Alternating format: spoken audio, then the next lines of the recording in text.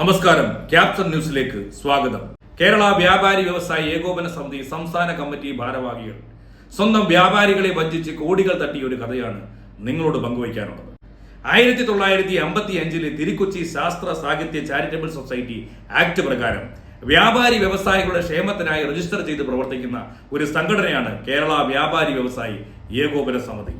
നമ്മുടെ നാട്ടിലെ arts and sports ക്ലബ്ബുകൾ രജിസ്റ്റർ ചെയ്യുന്ന അതേ രീതിയിൽ രജിസ്റ്റർ ചെയ്തിരിക്കുന്ന ഒരു സംഘടന മാത്രമാണിത്. വ്യാപാരത്തിലും വ്യവസായത്തിലും ഏർപ്പെട്ടിരിക്കുന്ന വ്യക്തികളുടെ ക്ഷേമത്തിനു വേണ്ടി ലാഭേച്ഛയില്ലാതെ പ്രവർത്തിക്കേണ്ട ഈ സംഘടനയുടെ ഭാരവാഹികൾ ഈ രജിസ്ട്രേഷൻ ആക്ടിന്റെ സാധ്യതകൾ ഉപയോഗിച്ച് സംഘടനയിൽ അംഗമായവരെ മുഴുവൻ വഞ്ചിച്ച് നടത്തുന്ന കാട്ടുകൊള്ളയുടെ ഞെട്ടിക്കുന്ന വിവരങ്ങളാണ് ഇന്ന് ഞാൻ നിങ്ങളുമായി പങ്കുവയ്ക്കുന്നത്. അംഗങ്ങളുടെ മരണത്തെ ആഘോഷമാക്കുകയും അതിലൂടെ ലക്ഷങ്ങൾ തട്ടിയെടുക്കുന്ന ഒരു സംഘടനയുടെ ജില്ലാ സംസ്ഥാന കമ്മിറ്റി കേരളത്തിലുണ്ടെങ്കിൽ അത് കേരള വ്യാപാരി വ്യവസായി ഏകോപന സമിതി മാത്രമാണ്. കൂടുതൽ അംഗങ്ങൾ മരണപ്പെടുമെന്ന് ആഗ്രഹിക്കുന്ന വിധത്തിൽ പണം തട്ടുന്ന ചാരിറ്റി തട്ടിപ്പ് പൊതുസമൂഹത്തിനും നിഷ്കളങ്കരായ വ്യാപാരി വ്യവസായി സമൂഹത്തിനും മനസ്സിലാകുന്ന വിധത്തിൽ കൊല്ലം ജില്ലയെ ഉദാഹരിച്ചുകൊണ്ട് വിശദീകരിക്കാം. കേരള വ്യാപാരി വ്യവസായി ഏകോപന സമിതി അംഗമായിട്ടുള്ള ഒരു വ്യക്തി മരണപ്പെട്ടാൽ ആ വ്യക്തിയുടെ കുടുംബത്തിന് 10 ലക്ഷം രൂപ ധനസഹായം ലഭിക്കുന്ന ഒരു ഇൻഷുറൻസ് പദ്ധതി പല ജില്ലകളിലും ഈ സംഘടന നടപ്പിലാക്കിയിട്ടുണ്ട്. എന്നാൽ ഈ പദ്ധതി ഓരോ ജില്ലയിലും വ്യത്യസ്ത പേരിലാണ് അറിയപ്പെടുന്നത്. കേരളമൊട്ടാകെ ഒറ്റ പേരിൽ അറിയപ്പെടുന്ന ഈ സംഘടന നടപ്പിലാക്കുന്ന ഇൻഷുറൻസ് പദ്ധതിക്ക് എന്തിനാണ് പല പേരുകൾ നൽകിയിരിക്കുന്നത്?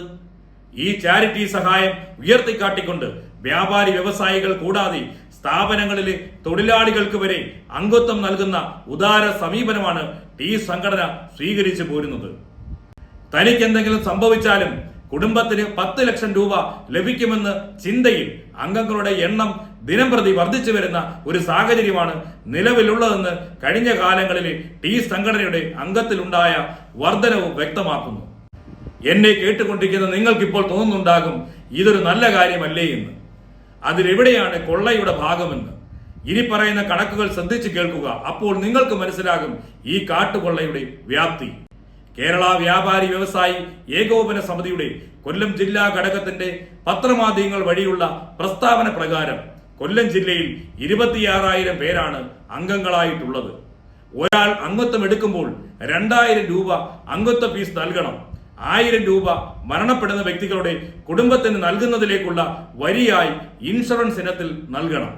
കൊല്ലം ജില്ലയിലെ കണക്ക് മാത്രം പരിശോധിക്കുമ്പോൾ കുറഞ്ഞത് 5,20 ലക്ഷം രൂപയാണുള്ളത്. അംഗങ്ങളുടെ കയ്യിൽ നിന്നും മുൻകൂർ വാങ്ങിയെടുക്കുന്ന ഈ തുകയുടെ മുതലോ പലിശ കണക്കോ സംഘടനയുടെ വാർഷിക ബാലൻസ് ഷീറ്റിൽ കാണുവാൻ സാധിക്കില്ല. അതുകൂടാതെ ഓരോ മരണങ്ങൾ സംഭവിക്കുമ്പോഴും അംഗങ്ങൾ നൽകിയ 1,000 രൂപയിൽ നിന്നും 100 രൂപ വീതം കുറയ്ക്കുകയും ഒടുവിൽ ആ തുക തീരുമ്പോൾ വീണ്ടും റീചാർജ് ചെയ്യുകയും ചെയ്യുന്നതാണ് ഈ ഇൻഷുറൻസ് പദ്ധതി. ഒരംഗം മരണപ്പെടുമ്പോൾ നിലവിലുള്ള അംഗങ്ങൾ 100 രൂപ വെച്ച് 26,000 അംഗങ്ങളുടെ വിഹിതമായി എടുക്കുന്ന തുക 26 ലക്ഷം രൂപയാണ്. എന്നാൽ മരണപ്പെട്ടവരുടെ കുടുംബത്തിന് നൽകുന്നത് 10 ലക്ഷം രൂപ മാത്രം. ബാക്കിയുള്ള 16 ലക്ഷം രൂപ എവിടേക്ക് പോകുന്നു എന്നതിനെ സംബന്ധിച്ച് യാതൊരു വിവരവും ലഭ്യമല്ല. ഇത്തരത്തിൽ ഒരു വർഷം കൊല്ലം ജില്ലയിൽ 10 പേർ മരണപ്പെടുന്നു എങ്കിൽ കാണാതാവുന്ന തുക 1,60 ലക്ഷം രൂപയാണ്. വ്യാപാരി വ്യവസായ സമൂഹത്തെ മുഴുവൻ വഞ്ചിക്കുകയും അവർ വിശ്വസിച്ച് നൽകുന്ന പണത്തിന്റെ സിംഹഭാഗം കൊള്ളയടിക്കുകയുമാണ് ഓരോ മരണത്തെയും ആഘോഷമാക്കിക്കൊണ്ട് ഈ ഭാരവാഹികൾ കാലങ്ങളായി ചെയ്തു പോരുന്നത്. മരണപ്പെട്ട വ്യാപാരി വ്യവസായി അംഗങ്ങളുടെ കുടുംബങ്ങൾക്ക് എന്തോ വലിയ കാരുണ്യം ചൊരിയുന്നു എന്ന മട്ടിലാണ് വലിയ ഇവന്റുകൾ സംഘടിപ്പിച്ച് നാടുനീളെ കൊട്ടിഘോഷിച്ച് കുടുംബസഹായ ഫണ്ട് വിതരണം ചെയ്യുന്നത്. വരിക്കാരെ കൂട്ടാനും അതിലൂടെ കൂടുതൽ പണം തട്ടാനുമുള്ള പബ്ലിക് റിലേഷൻ പരിപാടി മാത്രമാണ് ഈ ഇവന്റുകൾ എന്നത് വാസ്തവം. ഈ സംഘടനയുടെ തലപ്പത്തുള്ളവരുടെ സാമ്പത്തിക തട്ടിപ്പുകളുടെ ഒരംശം മാത്രമാണ് ഈ ചാരിറ്റി കൊള്ള. ബാക്കിയുള്ളവയിൽ ചിലതുകൂടി ഉദാഹരണ സഹിതം ഈ കൂട്ടത്തിൽ വ്യക്തമാക്കാം. തിരുക്കൊച്ചി രജിസ്ട്രേഷൻ ആക്ട് 1955 പ്രകാരം രജിസ്റ്റർ ചെയ്യപ്പെടുന്ന സംഘങ്ങൾ തങ്ങളുടെ പേരിൽ രസീത് ചെയ്യപ്പെടുന്ന തുകയുടെ വരവും വൗച്ചർ ചെയ്യപ്പെടുന്ന മുഴുവൻ തുകകളുടെയും ചെലവും ഓഡിറ്റ് ചെയ്ത് ബന്ധപ്പെട്ട ജില്ലാ രജിസ്ട്രാർ മുൻപാകെ സമർപ്പിക്കണമെന്ന നിബന്ധന നിലനിൽക്കെ കേരള വ്യാപാരി വ്യവസായ ഏകോപന സമിതി രജിസ്റ്റർ നമ്പർ 262/81 ആയി രജിസ്റ്റർ ചെയ്യപ്പെട്ട സംഘത്തിൽ അത്തരത്തിലുള്ള നടപടിക്രമങ്ങൾ നടന്നിട്ടില്ല എന്ന് വിവരാവകാശ രേഖകൾ വ്യക്തമാക്കുന്നു. വിവരാവകാശ അപേക്ഷയ്ക്ക് ലഭിച്ച മറുപടിയിൽ ഈ സംഘടനയുടെ 2012 മുതൽ 2023 വർഷം വരെയുള്ള വരവ് ചെലവ് കണക്കുകളിൽ ഈ നിയമം പാലിക്കപ്പെട്ടിട്ടില്ല എന്നതാണ് ബോധ്യമാകുന്നത്. ഈ സംഘത്തിന് 3000-ലധികം യൂണിറ്റുകൾ ഉണ്ടെന്നും അതിന്റെ വരവ് ചെലവ് കണക്കുകൾ സംക്ഷിപ്തമായി നൽകാറില്ലെന്നും ആയത് കൃത്യമാണോ എന്ന് പരിശോധിക്കുവാനുള്ള സംവിധാനം രജിസ്ട്രാറുടെ ഓഫീസിൽ ഇല്ല എന്നും വ്യക്തമാക്കിയിട്ടുണ്ട്. സംഘടന പൂർണ്ണമായും തങ്ങളുടെ കൈവശത്താണെന്ന് ഉറപ്പുള്ള സംസ്ഥാന ജില്ലാ ഭാരവാഹികൾ വ്യാജമായി വരവ് ചെലവ് കണക്കുകൾ ചില ഓഡിറ്റർമാരെ ഉപയോഗിച്ച് രജിസ്ട്രാർക്ക് നൽകുന്നതിനെ സംബന്ധിച്ച് വ്യാപാരികൾ നിരവധി തവണ പരാതികൾ ഉന്നയിച്ചിട്ടുണ്ട്. രജിസ്ട്രാറുടെ അനുമതി ലഭിക്കാതെ സംഘടനയുടെ പേരിൽ ചില ജില്ലകളിൽ വിവിധ പേരുകളിൽ നടപ്പിലാക്കുന്ന ഇൻഷുറൻസ് പദ്ധതിയുടെ പേരിൽ കോടിക്കണക്കിന് രൂപ വ്യാപാരികളുടെ കയ്യിൽ നിന്നും പിരിച്ചെടുക്കുന്നത് മനസ്സിലാക്കിയതിന്റെ അടിസ്ഥാനത്തിൽ കോട്ടയം ജില്ലാ കമ്മിറ്റിക്കെതിരെ കോട്ടയം മുനിസിപ്പൽ കോടതിയുടെ ഉത്തരവിലും തിരുവനന്തപുരം ജില്ലാ കമ്മിറ്റിക്കെതിരെ തിരുവനന്തപുരം മുനിസിപ്പൽ കോടതിയുടെ ഉത്തരവിലും തൃശൂർ മുനിസിപ്പൽ കോടതിയുടെ ഉത്തരവിലും മേപ്പടി സംഘടന അനുമതിയില്ലാതെ നടത്തുന്ന ഈ സാമ്പത്തിക ഇടപാടുകൾ നിർത്തിവെക്കണമെന്ന് വിധിച്ചിട്ടുള്ളതാണ്.